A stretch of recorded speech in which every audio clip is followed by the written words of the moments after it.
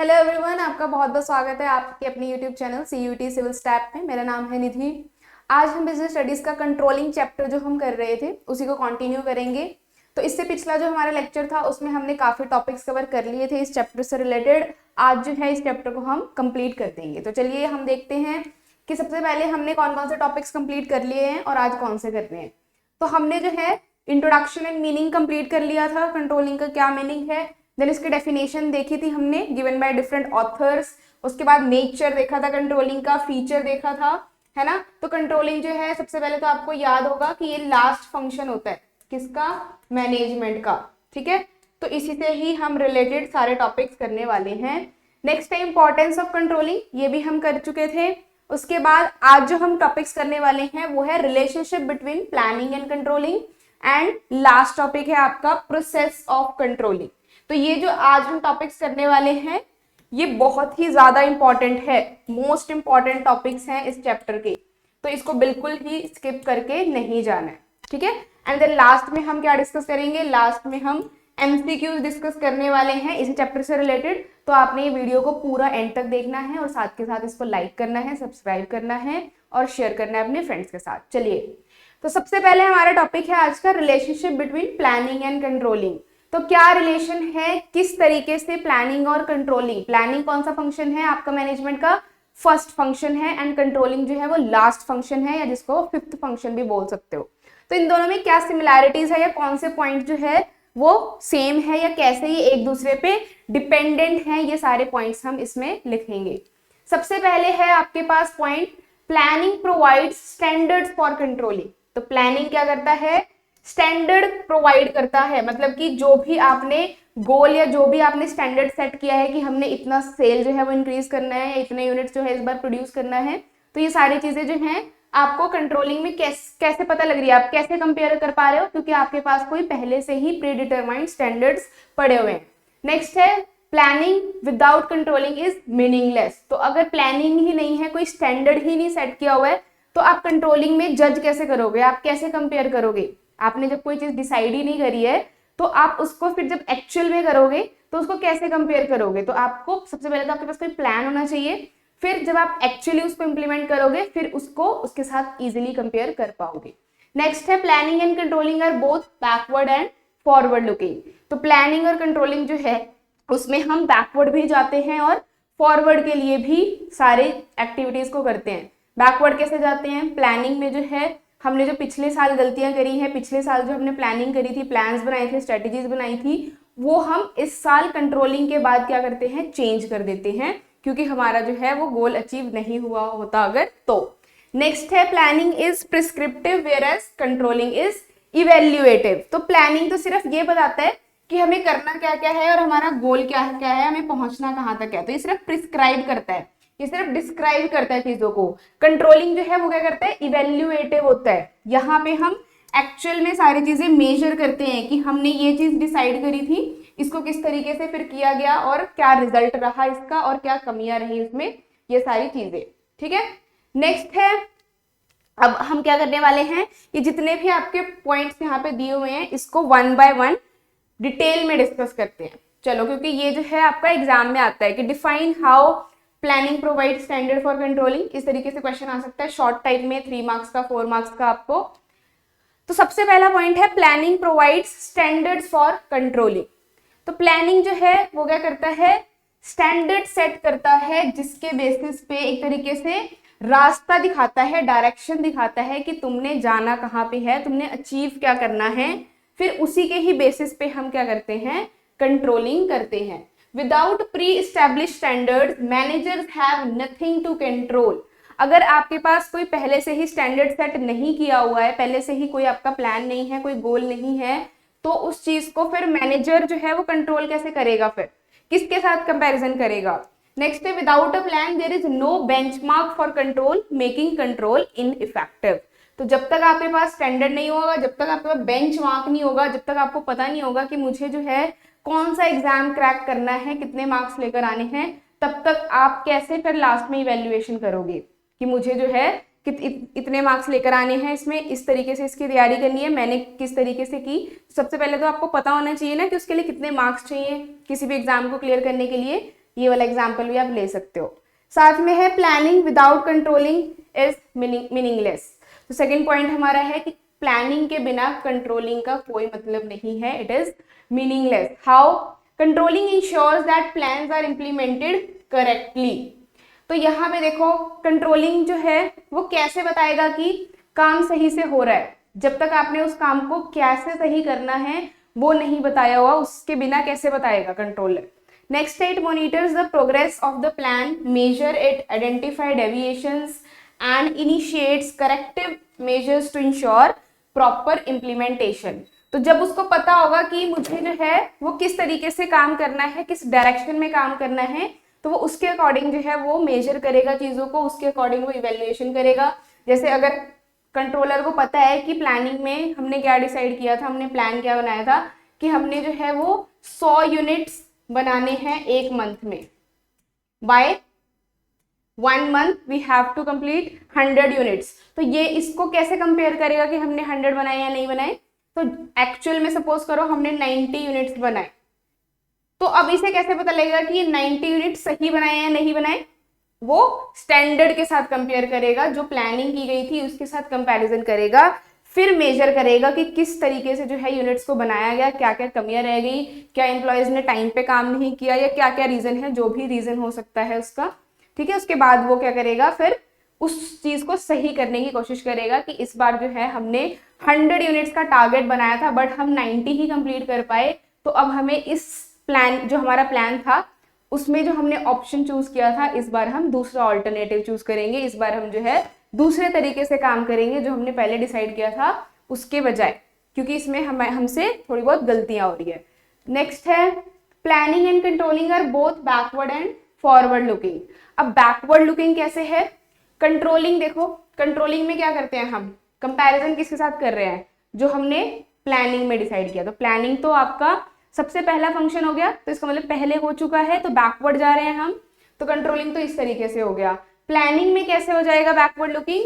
जो हमारे past experience है, जो हमारे पिछले साल की प्लानिंग थी, उसको हम ध्यान में रखते हुए नेक्स्ट ईयर की प्लानिंग करते हैं। जो गलतियां हमसे पिछले साल हुई है वो इस साल हम सोचते हैं कि वो ना हो। नेक्स्ट है फॉरवर्ड लुकिंग।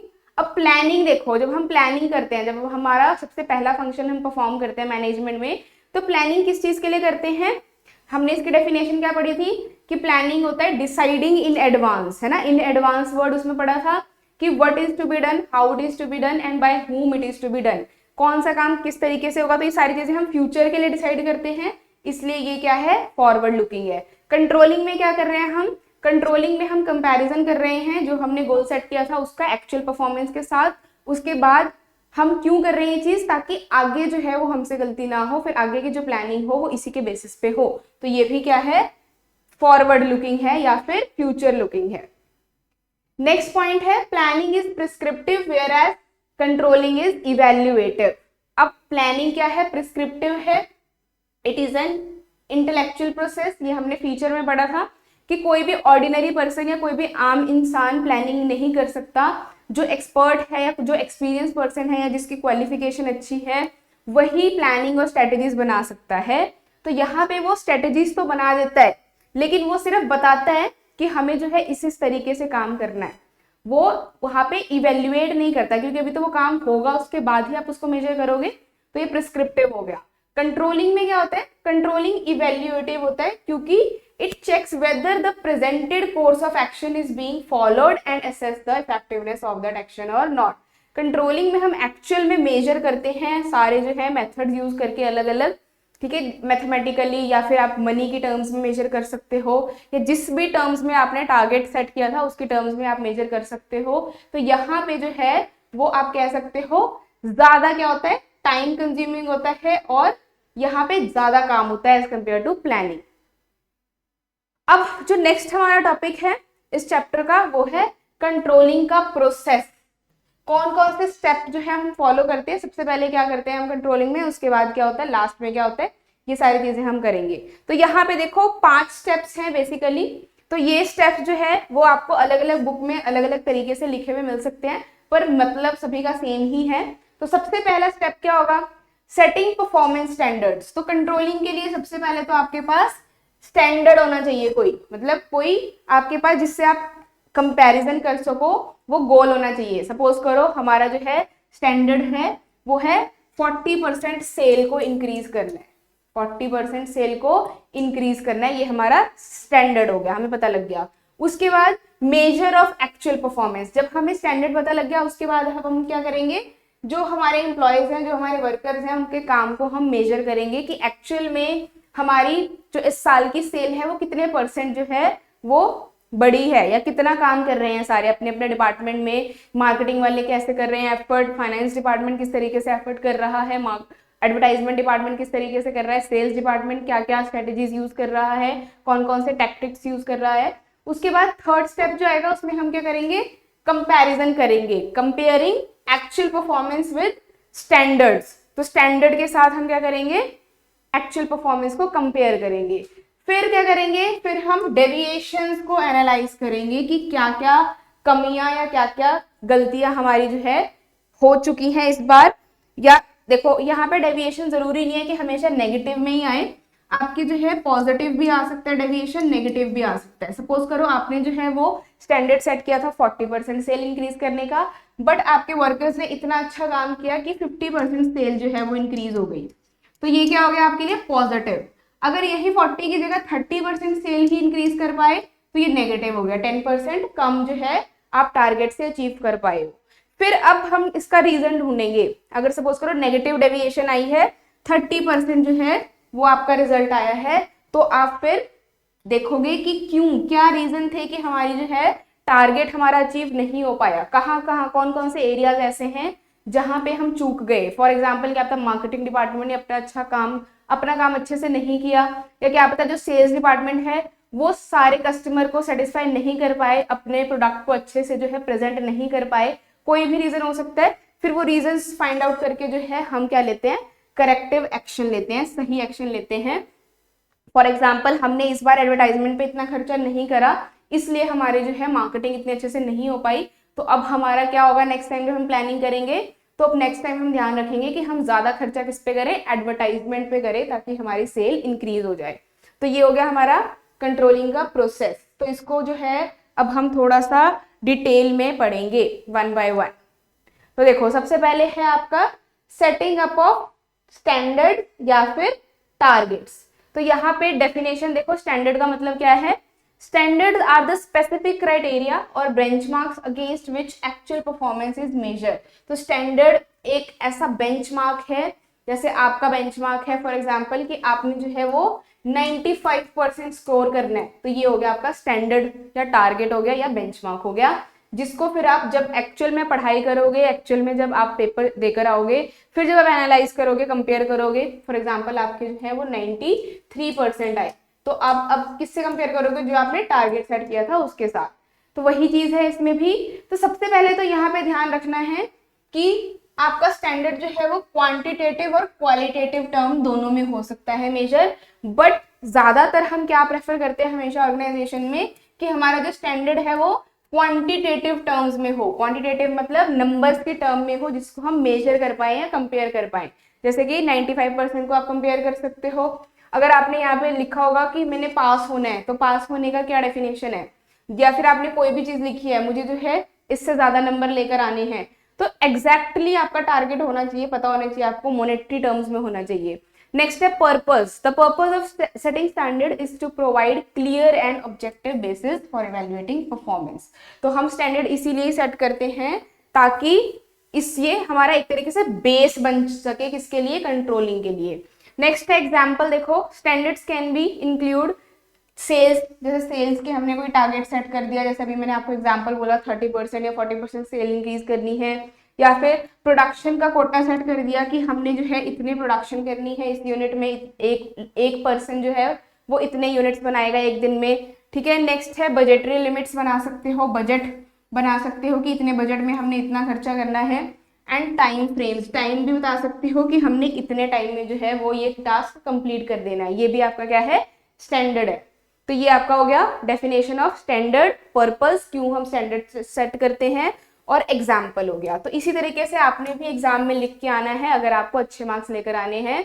खास करके जो भी बोर्ड वाले बच्चे हैं जिन्होंने भी सब्जेक्टिव एग्जाम देना है वो इसी तरीके से आंसर लिखेंगे। देखो सबसे पहले आपका पॉइंट आ गया, उसकी डेफिनेशन आ गई, फिर उसका पर्पस आ गया, ऑब्जेक्टिव आ गया, उसके बाद एग्जाम्पल दे दिया। तो बहुत बेस्ट है ये, इस तरीके से आप डिफाइन कर सकते हो। और ये प्रोसेस जो है कंट्रोलिंग का वो आ जाता है, कई बार डायरेक्टली भी क्वेश्चन पूछ लिया जाता है।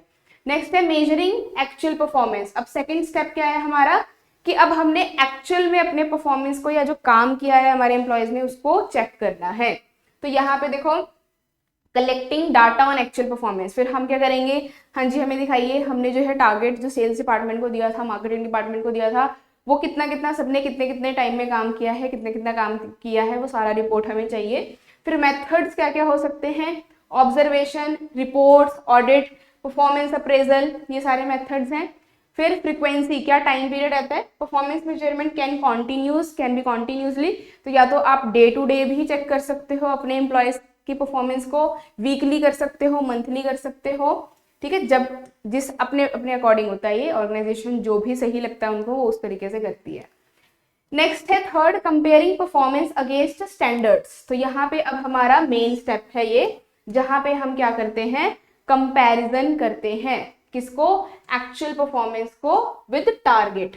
तो हमने टारगेट सेट किया था, सपोज करो 500 यूनिट इस बार सेल हो जाने चाहिए हमारे, तो ये हमारा टारगेट था। एक्चुअल परफॉर्मेंस जो है वो हमारा रहा 450 यूनिट्स, तो 450 यूनिट से हम सेल कर पाए, 50 यूनिट जो है वो हमारा कम सेल हुआ है, तो ये हमें पता लगा कंपैरिजन करके।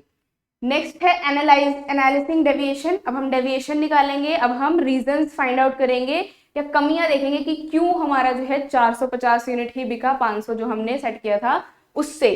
तो यहाँ पे देखो डेविएशन का मतलब क्या होता है, it involves understanding the causes of any discrepancies between actual performance and standards.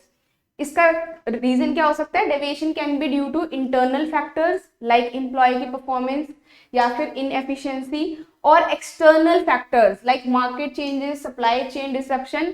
तो जरूरी नहीं है कि हर बार जो आपका रीजन हो, जो आपका टारगेट अचीव ना हो पाया हो, वो इंटरनली हो, जरूरी नहीं सिर्फ एम्प्लॉयज की गलती हो। मार्केट में भी जो है वो अप एंड डाउन आते रहते हैं, डिमांड सप्लाई कम होता रहता है, जैसे शेयर मार्केट में भी आप देखोगे तो उसमें भी कम ज्यादा होते रहता है मार्केट, है ना। तो यहाँ पे मार्केट या फिर सप्लाई चेन डिस्ट्रप्शन भी हो सकती है, या फिर इंटरनल फैक्टर भी हो सकते हैं, आपके एम्प्लॉयज अच्छे से काम नहीं कर रहे हैं, एब्सेंट हो रहे हैं, कोई भी रीजन हो सकता है। उसके बाद इसका इम्पैक्ट क्या रहता है, assessing the impact of these deviation on the organization's overall performance and goal is crucial। तो हम ये इसलिए चेक करते हैं क्योंकि हमने जो गोल सेट किया था वही हमारा मेन ऑब्जेक्टिव होता है, उसी को हम अचीव करने के लिए इतनी सारी मेहनत करते हैं, हार्डवर्क करते हैं, तो लास्ट में उसे चेक करना तो जरूरी है कि वो अचीव हुआ भी है कि नहीं हुआ, और रीजन फाइंड आउट करना। अब क्या करेंगे, अब हमें रीजन पता लग गया, ठीक है, तो अब हम उसको सही करेंगे, उसके वेज ढूंढेंगे किस किस तरीके से इसको सही कर सकते हैं। तो यहाँ पे corrective measure are action taken to address deviations and being performance back in with the standard, ताकि हमारा जो है स्टैंडर्ड अब नेक्स्ट टाइम जो है वो पूरा हो सके। Corrective action can include process adjustments, additional training, resource allocation. For example आपके जो एम्प्लॉयज हैं उनको ढंग से काम ही नहीं आ रहा है, जो सॉफ्टवेयर हमने उनको दिया हुआ है यूज करने के लिए वो नहीं वो यूज कर पा रहे हैं, तो उनको हम ट्रेनिंग प्रोवाइड करेंगे एडिशनल। तो कोई भी आप जो है तरीका चूज कर सकते हो जिस तरीके की कमियां आपको देखने को मिल रही है उसके लिए।